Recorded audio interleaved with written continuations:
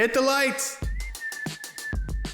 You've discovered the Halfwatt Podcast. We want to educate and entertain by tapping into the most trusted source of new technology, the ones installing and innovating it. You, the tradespeople that build from the ground up. Join us as we talk with industry leaders, veteran contractors, and even some young blood. Welcome aboard. Welcome aboard. Today in the studio, I have my producer, Tyler. What's up? I've been showing up a lot this year. You have been showing up a lot. The people just crave more Tyler. I wanted you on this side Yeah. of the booth. And now I have you. Yeah. All to myself. I mean, I do podcasting. I know. So, I enjoy being on podcasts. You should. So I dig you anyway, but I think that it'd be good for us to talk about a couple of things, and we were kicking this around before the show, and one of them was banging your head against technical issues. Yeah. And we don't want to mention any brands or specific issues. No. But I've been beating my head on the wall on a couple of issues, and I really, and I've pinged on this before, I think it has to do with management. With companies and the way that they're managed. I really am starting to dislike some management. Yeah. A lot. Oh, and I've also come up with this, and I'll let you go. Managing is very similar to coping. So if I have diarrhea, I'm managing to get through the day. Or I could say I have diarrhea, I'm coping with it. Right. So managing and coping seem to be the two. They seem to be in that interchangeable. Almost. Yes. Yeah. Where I liked coaching and, and developing people. I like that.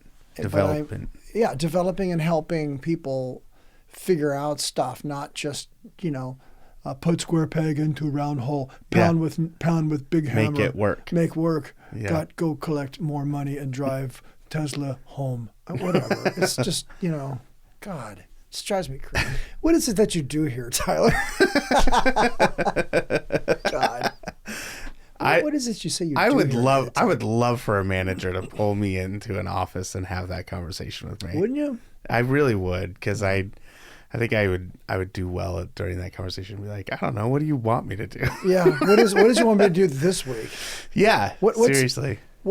I had a guy one time when I worked for a company, it shall remain nameless, and I went to be a supervisor for him. Yeah. I was telling the story in the office, and I said, so it was a big deal.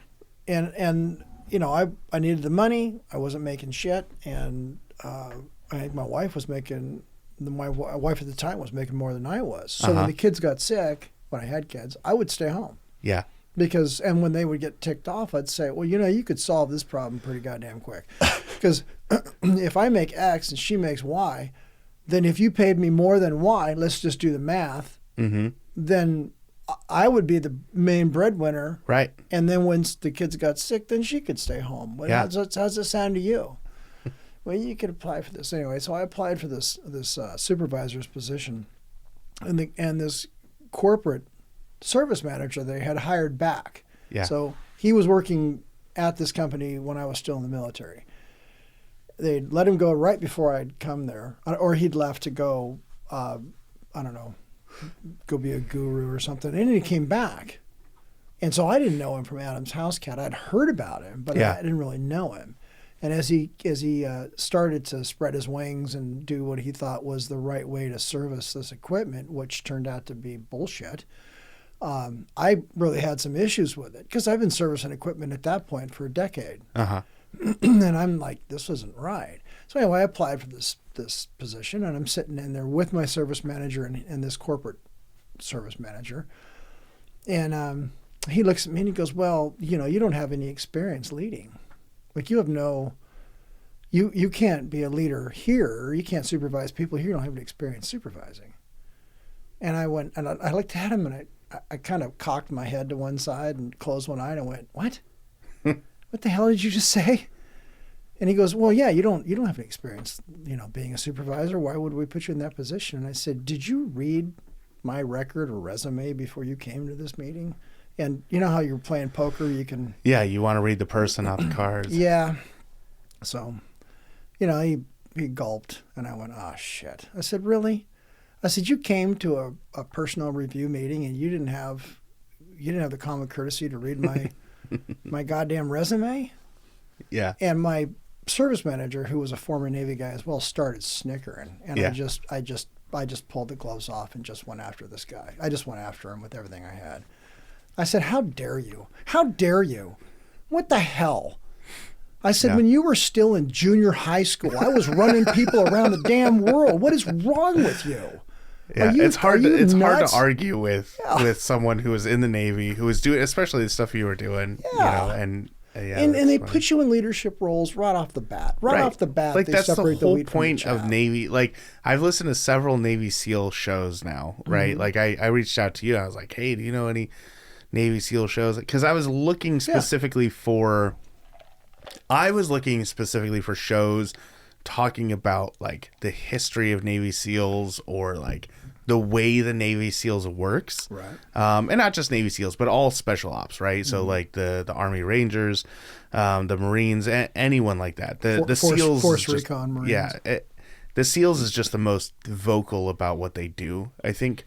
Well, they're the most. I think they're the most well known because the Air Force has got their group too, but you never hear about them. Yeah, And they're all badasses in one way or another. Yeah, I'm not gonna put any of them down. No. But the problem that I had I don't want was them coming through the window. What the hell did you just do?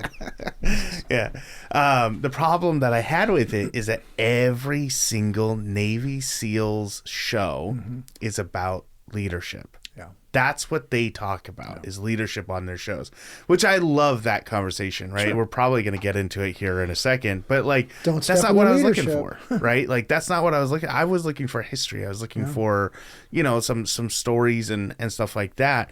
And so like to talk to someone in the Navy and be like, you don't know anything about leadership. It's like, bro, that's literally all they talk about. That's all they do.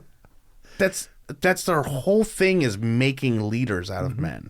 Yeah, that's and they start off at any rank. You had two. When I was in, you had two different things. You had basic military regulations, which is just the military stuff. Who you salute, why, and all that shit. And then your specific job. Yeah. And in my case, it was this electronic, warfare stuff. So when you get to E5, well, for me anyway, they put me in that course, Leadership Management Education and Training. Yeah. And I just bullshitted my way through it. I'm like, yeah, I'm in E5. It's the perfect position. I don't have to lead shit. I can just sit right here, and I'm no longer in E4. Right. And I wasn't push button crow, by the way. I came out to fleet as an E2, so I worked my way up. And a push button crow means that you went through school and they gave you an E4, which is a third class petty officer badge rank right off the bat. Gotcha. Right when you get out of A school, you're a third class. So you get out to the fleet, and you're already 4 levels up. Yeah. So I wasn't that lucky. I came out the fleet as an E2. So but I was rated as an EW because I'd gone to school. Yeah. And I was just in a special kind of a program. But so I worked my way all the way up to really be a real honest to God third class, and then into second class. So everybody knows that E5 is the right position because you're high enough that you don't have to do all the working parties and move frozen steaks all day. But you're also not an E6, so you're not going to be an LPO. Right. Generally. And then I just got to LMET, and I just was doodling and not paying attention much. But I picked up enough. Yeah. But you're just like, I can just kind of skate through this. And then I get out to the trucks, and they're like, oh, by the way, you're going to be the LPO. And I was like, no. And, so I started going back to the book and figuring out what I missed. Out, yeah. But honestly, you knew enough by that point because you had worked for enough chiefs and first classes and good people that you knew what to take away and what to do and what not to do. And that's exactly what I want out of our industry. Yeah. Right. I was made a quote unquote foreman of a job. Mm-hmm. right? And I don't know enough to be a foreman, right? Like, in my opinion, sure. I don't know enough to be a foreman. I look at other guys who are very good at what we do, guys who are really good at fire specifically, at security, guys who can do everything, right? And I'm like, those are foremen. Mm-hmm. Those are the guys that are like running the jobs because they know all this stuff. And they don't have to think about right the next steps. They've already done. They don't have to look up the book to know what the codes are. You know, yeah, like I still do. I do that. I probably do that, and most people don't because I don't want to be wrong. You know, I'm not going to go into a situation. I hate it so much with a passion when I'm like, how high what's the highest I can put this pull station? Mm-hmm. So it's like, 60 inches.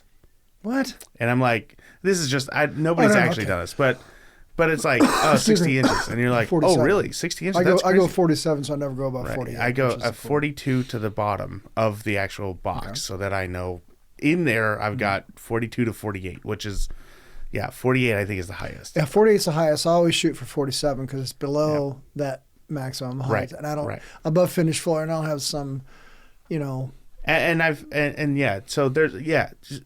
there's things that you pick up along the way, but like there's guys who answer the question wrong, and I know they're wrong. 60 inches is way too high. Yeah. There's no way I'm pulling a pull station at my throat, bro. Like that's not ever been a thing, at least not in Oregon, right? And so like don't just say stupid things and with enough confidence that you think you're right. Right. Look it up, know that you're right or that you've been wrong. And so like you will almost never get if you're like, hey, what is this? I'll never be like, oh, it's that. Right? Mm-hmm. Because I cannot be the guy that will say a confidently wrong thing. I would rather be unconfident and right. Unless you've done it so many times that it's burned in your skull. And you've done it enough and you know the source, right? Because you can do the wrong thing 100 times, 1,000 times.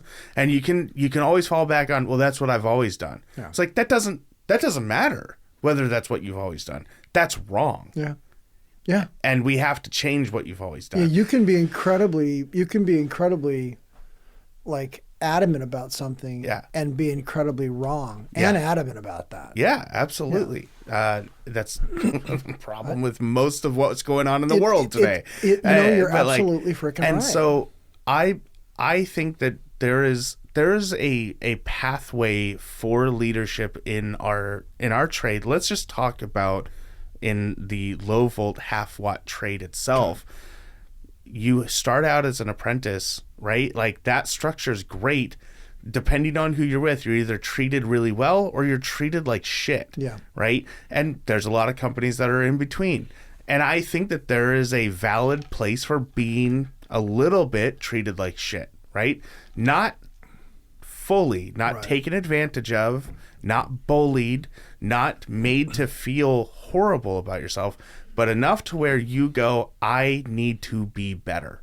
I need to be as good as that guy. And so that should be the journeyman. Yep. The journeyman who's overseeing your training, and there should be a couple, but there's generally one who you team up with. And the culture in the company.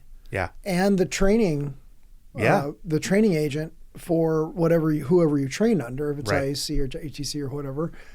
And within that company, the philosophy and even a trainer in the company who's making sure, and that usually is an ops manager or some manager who's actually making sure that you're getting the exposure correctly. Because if I work you with a journeyman who doesn't like you, which I can do, right, just so that you can say, okay, well now you know what it's like to work with this know, cream puff, and then you can go work with somebody you do like, who just lets you get away with, bloody murder. So, I mean, it's good to be shifted around. 100%. And it's good to be put in a position where you need to create boundaries. Right. That's one of the number one problems in our industry is people will not create boundaries. And then they justify the fact that they won't create boundaries as they have a better workman's attitude. They're willing to get the job done. And it's like, no, you're just not willing to say no or create a boundary. And a lot of that starts as an apprentice. Yeah, I think it's a good way to look at it. So once you graduate from apprentice, you're a journeyman, but you're a green journeyman. But you don't feel like you know it all, do you? Right. Right. I've been journeyman for over 2 years now. I feel like just now, like this week, in the past week and a half, I finally went, oh, I kind of know what I'm doing. I got it. I got this. Now, there's some guys that are listening to this are going to be like, took you that long? Like, yeah, it did. It took me that long because I was figuring out like a lot of stuff along the way. That is more typical than you think. It is really more typical than you think. I've met very few journeymen or very few apprentices who turn out as journeymen who immediately can embrace what's going on. Yeah. Or they've got this particular discipline down. Yeah, they can do access control all day long, and I throw them in a fire job, and they're like, what? or if you threw me in a telecom job, if you said, look, I need you to go, terminate all these on those punch down blocks, I'd look at you and go, you're out of your freaking mind. I've done like this once, you know what I'm saying? So but in that aspect, as a journeyman, and I am I've been doing this a long time, I will look at somebody who I know knows what's going on, and I'll say, freaking show me. Yeah. Because if it's an ego thing, yeah. If I'm looking at you going, well, you were just turned out 2 years ago. I turned out 22 years ago. So I have all the answers no matter what the hell you think. Yeah. Then I'm the guy at fault here. Right. Because I teach that in the class, that some of the mnemonics I teach my students and some of the shit that I picked up and teach them, I've gotten from apprentices, which is why I always treat them with respect as much as I can. Now, there's some apprentices that just need to die, but I tease. But you know what I'm saying? I try to stay that way. You can't look at everybody and just assume they're all going to be the same, right? There's 1,000 different people, 1,000 different attitudes. Some people are just not meant to do this, and there's a point where I felt like that was me, right? There was a point where I was let go from my first job, and I was like, there's no way I'm going to keep doing this to myself. And then I got offered another position with my company now, and immediately I was like, this is so much better. Like for me. Yeah. And I've had people ask me as they go and work for that first company I was with, and they're like, what was it like? Be like, you don't ask me.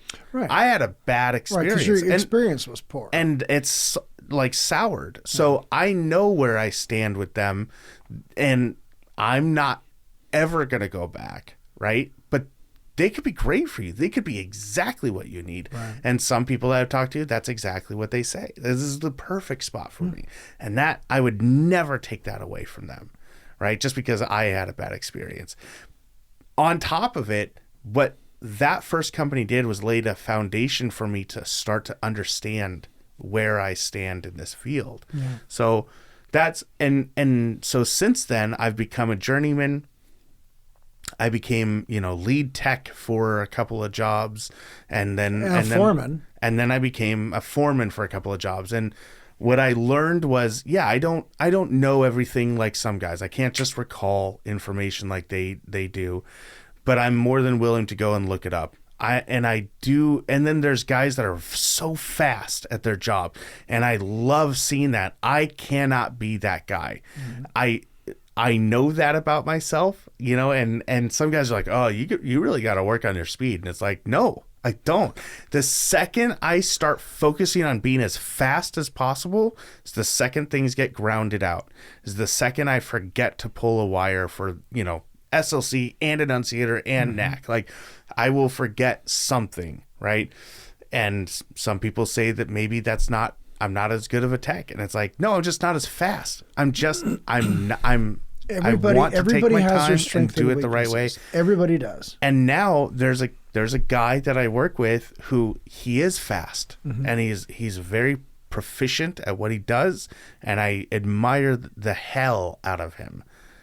But he likes me on his job because I catch all the stuff. I'll walk through and be like, hey, don't forget we need to do this. Hey, did you know that this wall over here is a 2-hour rated, we need, Culk for that. Hey, did you know that they're doing this and this? Like, I go through, I make lists, I make checklists, I look at plans, I'm constantly going over everything, talking to people. I love talking to people, like, and be like, hey man, when are you guys going to get that stuff up? Like, not demanding, not trying to, Sure.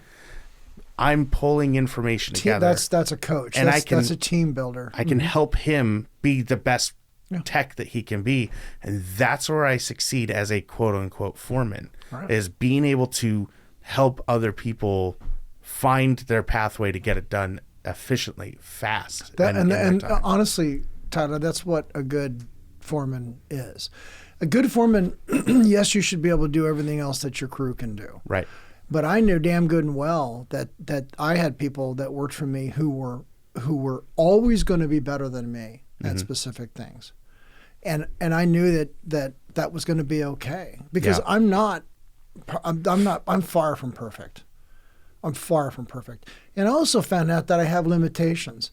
Like, I can only, sorry, I'm still getting over this COVID thing.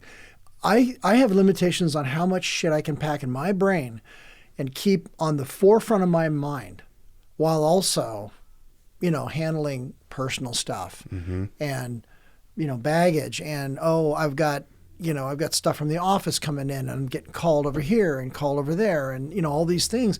You wind up, I have met people who impress me with all these different things they can handle in their lives and still move forward and still be on their game. Yeah. And I'm like, damn, I don't know how they do it. I wonder, do they go home and beat their dog? What the hell's going on? How do they do that? Yeah. How do they compartmentalize? Personal and business and professional? Because there's times when things are going sideways that, and I've run the gambit of, personal problems where it's like, I'm working at 80% capacity today, and I'm just unable to get that last 20. I've also had days where I'm working at 120 and I'm right on my game. Then my personal life's going to shit. So, but all of us can only do what we can do. Right. And so I brought up before we started recording Ted Lasso. Yeah. Because that has been... I still haven't watched the third season. There's 3 seasons on Apple TV. I watched the first 2 seasons, and I watched some videos where people were breaking down how he is such an impactful leader. So now it's the writers who are writing his part. Right. That's making... Well, and even Jason Sudeikis, who plays Ted Lasso, he created the character. Okay, so he is, and he specifically wanted to create a character that was a good person and wanted the best, and that I think I heard him talk about. He's like, I was really tired of these main characters who were just terrible people. That you have to root for because they're the main character. Yeah. He's like, I wanted to make a character that you want to root for because not he's the main character, but because he's a good person. He's a good character. And I have seen enough of the show because I watched the first. No, I watched the first couple of episodes. Oh, okay, yeah. And then somebody else who watches television with me, it's a 2 thumbs up or hey, we want to watch this or we don't want to watch this. We opted to change. Yeah, to move along. We've decided to go a different direction. Who's ever heard that? And that's what happened. So I think we watched the first couple of episodes. I thought I could get into this. It's very good. And my cohort was like, "Nah, I want to go watch. I don't know."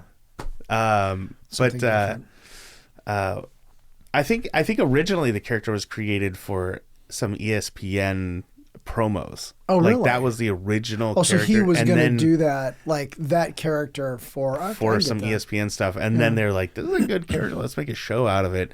And so if you don't know what Ted Lasso is, climb out from under your rock and go check it out, or at least watch some YouTube stuff on it. He's a football coach. American football coach who gets hired by a dying soccer franchise, European football. And he's in Great Britain, right? Yeah, he goes to England, Great Britain area, and they're a dying soccer club, and he becomes the head coach of this soccer club, and he starts doing his thing. He was originally hired to fail. Because they were expecting him to fail. And he's like, I don't fail. And so the big thing, and the reason why this is kind of on the top of my brain, is I was talking to someone about the show, and they kind of misheard me when I was explaining it, or about what my thought was on leadership and how it pertains to our trade even. Because I think there's a lot of stuff that's applicable to just being a manager, being a trainer and a coach.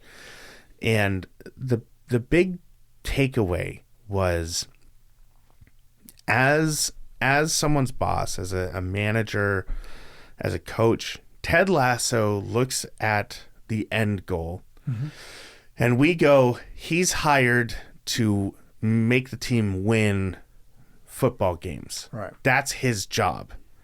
But what you learn throughout the show is that is not what Ted Lasso's goal is.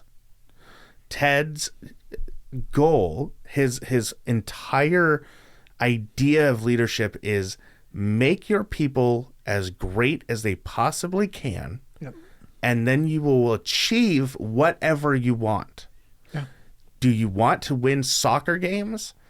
Make sure everybody on the team is the best version of themselves. Exactly. Stop worrying about winning the game. Start worrying about being the best version of yourself. Now, and whatever that takes. Right.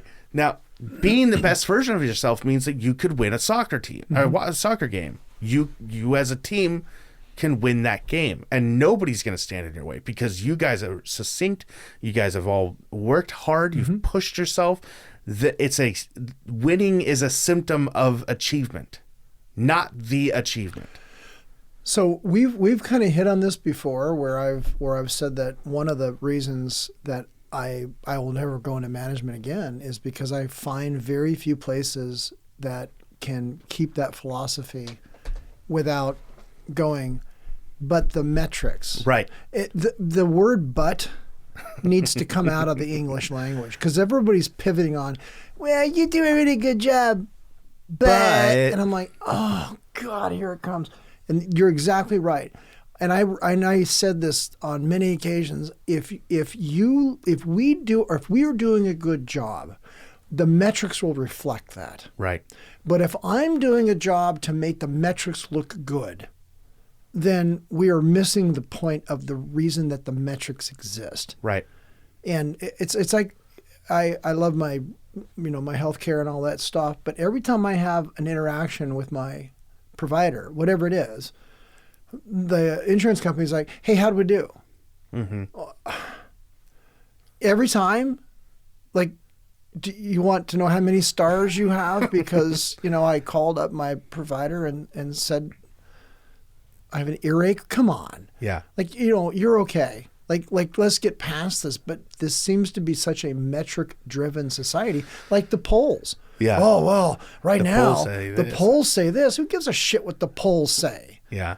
Let's look at what's going on. Yeah. If the polls are telling me I should jump off a bridge, should I go jump off a goddamn bridge? No. I should do what is right. Yeah. Right for myself, right for my heart, right for whatever it is I think is a value. And the metrics will reflect whether I made the right choice or whether we didn't make the right choice. So stop putting the cart before the horse. To that point, I was basically told kind of that of when I brought this up, because I was in a work environment, right? We're talking about this at work. I was kind of told, like, that's not really applicable in this situation, because we have a job to do, right? In the real world, we have to get our job done. It's not a soccer game. It's not a TV show. It's a job. You're building a building. If you don't hit your deadlines, you're behind the schedule. If you don't get your job done in enough in under hours, people lose out on their bonuses. People lose out on their paychecks. You know, it's more, you have to consider the realistic expectations that come along with leadership. And I've been thinking about that a lot. Like, there has to be. How'd that make you feel? No, I mean that. Let's stop for just a second. Tell me how you feel about that. Yeah, in the moment, it pissed me off, right? Because it's an argument of, you know, that kind of invalidates this lofty idea that I have for being a real leader in the industry, right? That's whatever I just explained of, this is how I view Ted Lasso. That's my view now, right? Like, that's how I view it. That's what I want to hold on to. That's why the show is there. Yeah. The show is there to be entertaining and to teach you something that you probably didn't think about. To show an example. Right. That's why that's why Doug Bond, a guy I worked with at PSI, was one of my employees, and an apprentice, and a student, said, you should read this book called Leaders Eat Last. Yeah. Okay. I read the book. I recommended it to the CEO of the company I left. Yeah. And he read the book because it was that good.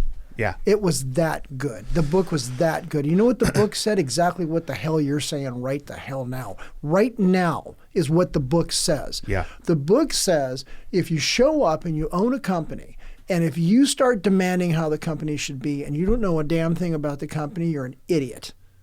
You're an idiot. Right. Because leaders eat last. The first thing they do is look at what's going on, understand the flow, understand what's happening, get an idea of what is it that you do here. Are you making widgets? Are you bolting shit to the wall? What are you doing? Yeah.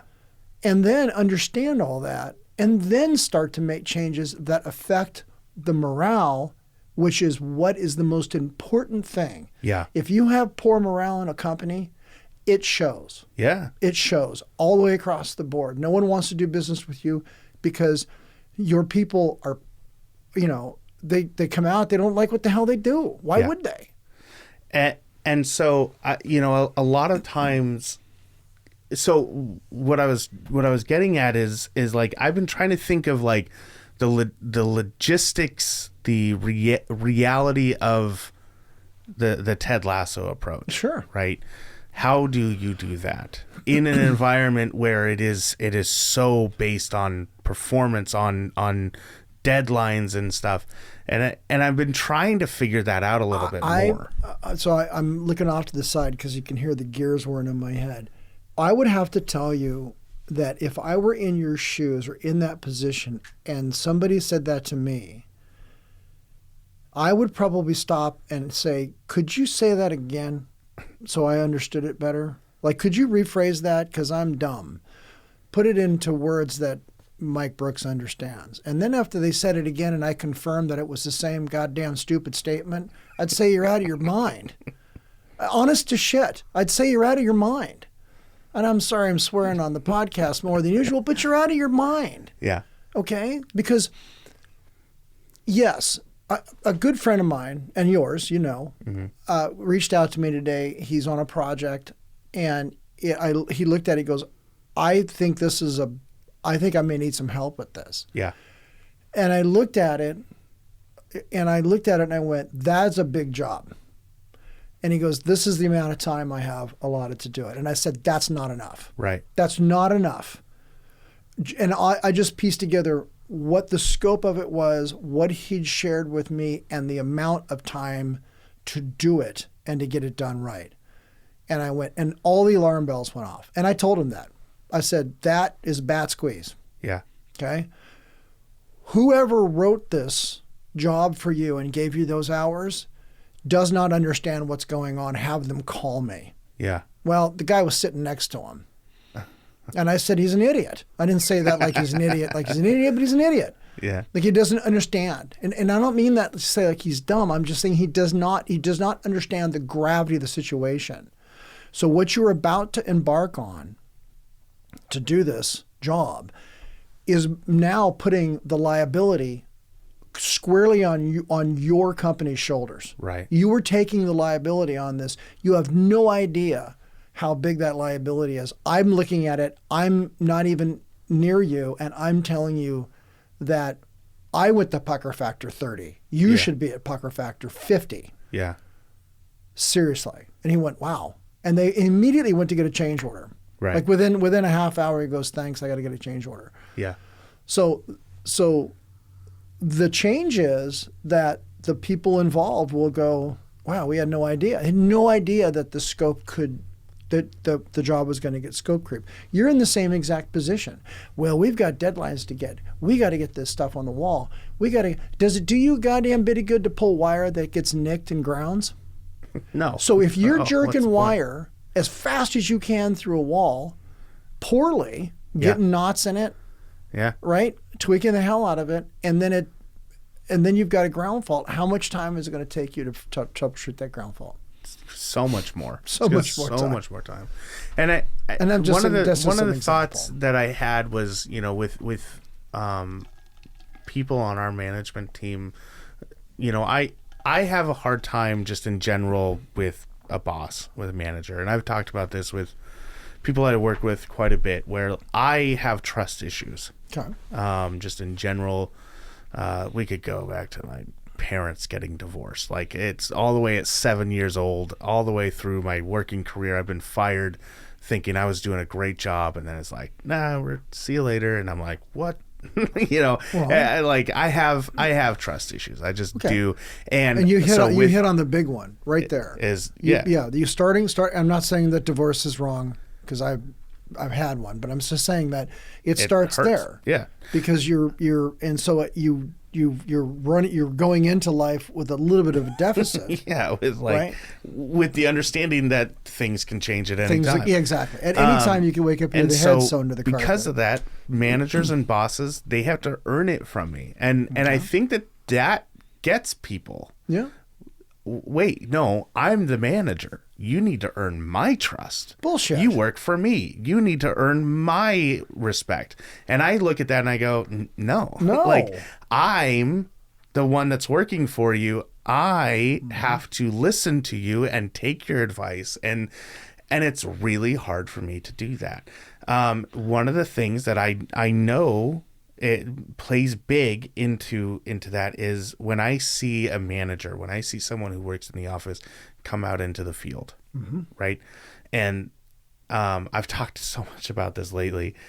When a manager comes out into the field and just goes, hey, this needs to get fixed. Hey, we need to do better here. These are some problems, blah, blah, blah. And then they take off and they go a meeting. I got to go to lunch. Like a bungee boss. And it's like, dude, that doesn't help in any way. What if your manager showed up with a tool bag and helped? Right. But and there's two levels of that. Even as far as to say one of the leadership 101s that I know about, and I'm not claiming to be. Look, I've been doing this long enough. I've been a youth leader as a kid, as a younger person, not a kid. As a younger person, I was a youth leader. I own a small business. I run several podcasts. I have minimal amounts of leadership quality. I'm not sitting here proclaiming to be Tony Robinson in any way. I don't know why his name was the one that came to my mind, but let's whatever like big time leader you want to put in that insert here. I'm not claiming to be that, but there's a basic idea that you can go with, which is compliment sandwich, right? Yeah, it's very fundamental. You come in, hey, Mike, I love what you did on the job. It looks really good. I'm super glad you're putting in all this work. One thing I'd point out is, hey, this wire looks a little iffy, or you've cut that box a little too wide. Maybe clean that up. But I'm really proud of this thing that you did over here. Everybody says you're doing a great job. Love it. I'll see you next week. Okay. Boom. There. And that may be all it takes to give you a even boost. The fact that I know you're doing the compliment sandwich. It doesn't even have to be oh, you're pulling one over on me. Literally, if you do that to me, I will know in my head they're doing compliment sandwich right now, which will earn my respect. Bingo. Because I know you're doing something in a way that is a very successful maneuver in leadership. Yeah. Right. So you're doing the work of being a good leader, in my opinion. Yeah. So that's one step. And then what you just said, putting on some bags, coming out and helping pull wire, doing a little bit of work. Or, hey, look, I don't have anything with me. I'll sweep.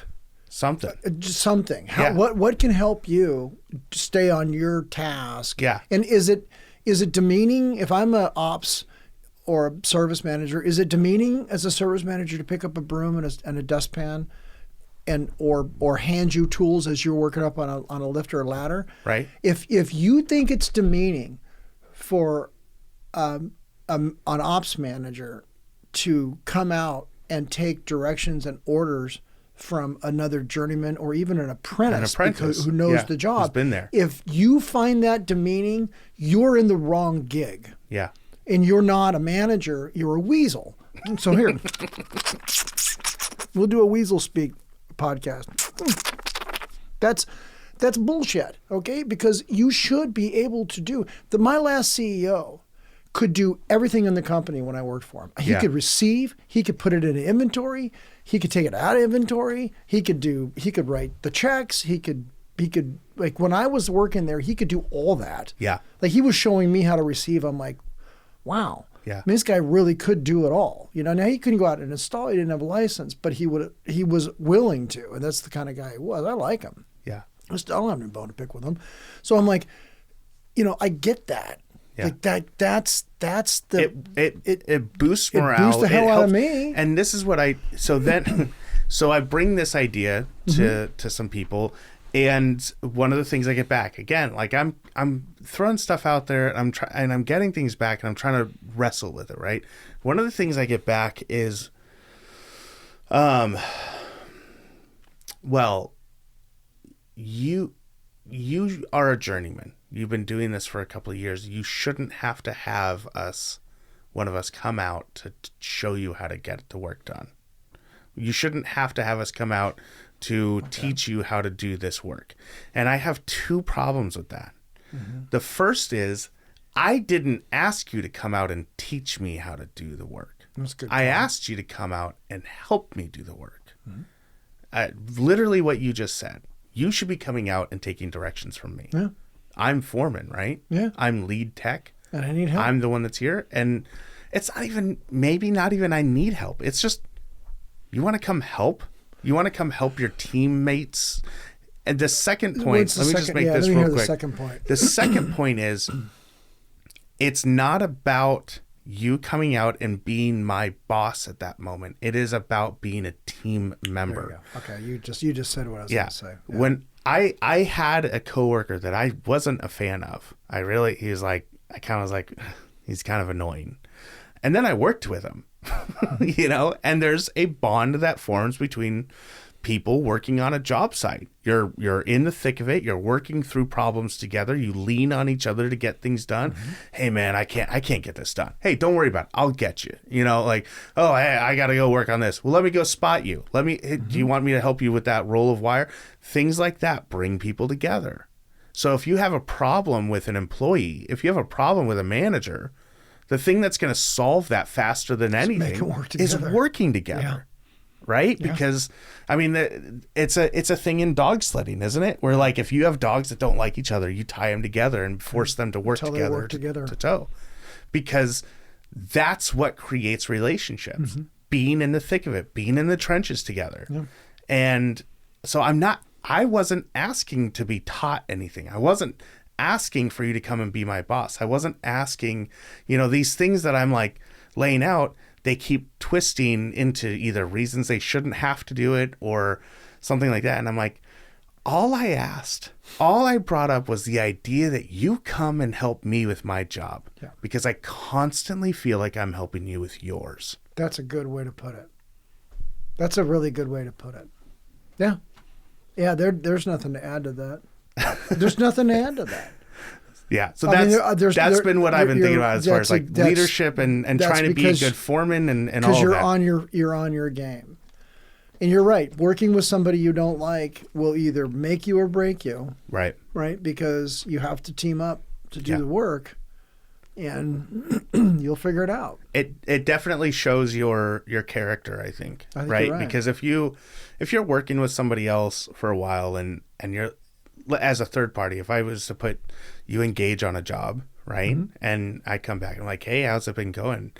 You guys have been out there for a week or two, and you guys are like, can't stand the guy. I've barely talked to him. Mm-hmm. Be like, what's going on with you that you can't put your pride aside for a minute to work with somebody else? What's going on? That I believe personally that says more about you if you can't put that aside. I think that's a good call. I think that's an excellent call. You have your head on straight here with this. Yeah. I mean, I wish I could tell you had your head Welcome up your to ass, but you Half-Watt leadership training course. Listen, the only superpower I was ever given was the ability to empathize with the person I'm talking to and understand from their perspective what is going on. And I can't do it all the time because some people just aren't. They just don't care. They already have all the answers. If someone's already got all the answers, I'm not there for them. Yeah, that's just not the way it's good to go. Out. But if someone's, asking me something or I'm working with them, then it's a matter of where are you at on this? Like, how can I help you? Because if you take the ego out of it, if you drop your arrogance and pride and try to lose that. Yeah. Okay. And don't think of yourself, well, look, I'm the superior tech. I've got all the years in here. I've got all the answers. You just throw that off. That ego really is what it is. You throw the ego off and look at it with a blank slate. And if the two of you are equally, ignorant of what the hell's going on, well, then you can work together as a team to figure out, well, have you ever done a poll like this before? Nah, not really. That's kind of new. I was out with a guy who was pretty experienced, and we went to do a poll in a raceway that was pretty packed and low voltage. You can kind of overpack these things because you don't have the fill rate like you think you do in high. And he says, I don't know how we're going to get that through. And they had liquid soap. Mm-hmm. In the brake run. I said, check this out. Whang! And it went right through. He's like, whoa. I'm like, you know where I got that from? The guy who showed me that, who's dead now, but he was an old big time JLE, that showed me that years ago. He goes, oh man, you want to see what works in a pinch? He runs into the bathroom, gets hand soap, and it just pulled right through. It was beautiful. And I went, shit, I got to share that. So it's just those little tiny things that help.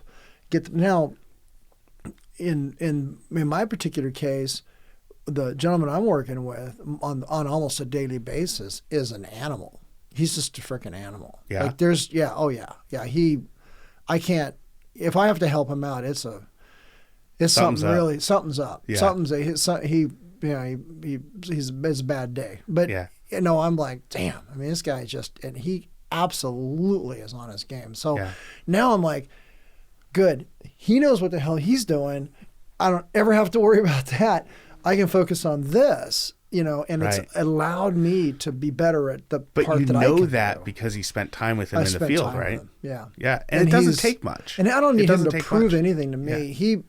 I trusted that he knows what the hell he's doing anyway. Yeah. But but the more I've worked with him, the more I've liked his ethics and his behavior. And I work for a company that really treats its employees fabulously well. Nice. Like you, that is a big deal. Yeah. So in your company, you hopefully are being treated well. And it might sound like I'm just spending some time crap talking people on my team, and I don't want to do that. This is a lot of stuff that I'm bringing to a little conversation. I love the people I work with. Like the team that I work with is amazing. Even the management team. Like I genuinely appreciate the management team that I work under. But they're a little bit off on this. It's just it was this one conversation where I was bringing up my personal opinion of leadership, and I was getting a little bit of pushback on it, and I wanted to push back on that.